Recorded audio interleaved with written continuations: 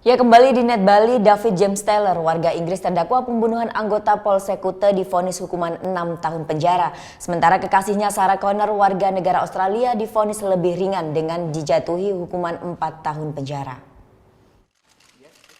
David James Taylor, warga negara Inggris yang membunuh anggota Polsek Kute Aibda Wayan Sudarsa, divonis 6 tahun penjara oleh Majelis Hakim Pengadilan Negeri Denpasar Senin siang.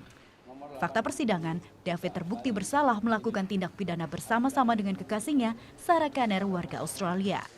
Dari fakta persidangan, David terbukti bersalah melakukan tindak pidana bersama-sama dengan kekasihnya, Sarah Connor, warga Australia, melakukan kekerasan hingga mengakibatkan kematian. Hukuman ini lebih ringan dari tuntutan jaksa, yaitu hukuman 8 tahun penjara.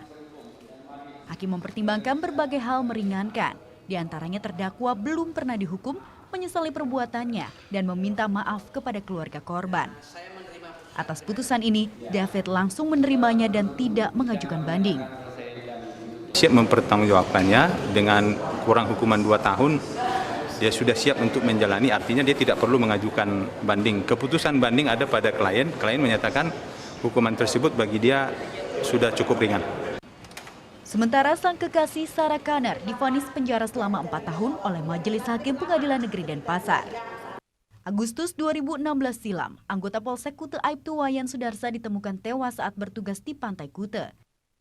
Dari hasil penyelidikan, polisi menangkap sepasang kekasih David James Taylor dan Sarah Connor sebagai tersangka pembunuhan. Motif pembunuhan diketahui ketersinggungan korban yang dituduh mengambil dompet tersangka sehingga terjadi perkelahian hingga pembunuhan. Muhammad Hasanuddin melaporkan untuk NET.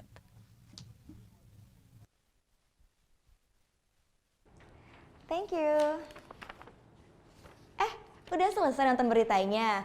Jangan pergi dulu dong. Subscribe dulu dan nonton tayangan lainnya di sini. Subscribe, nonton lagi. Subscribe, nonton lagi.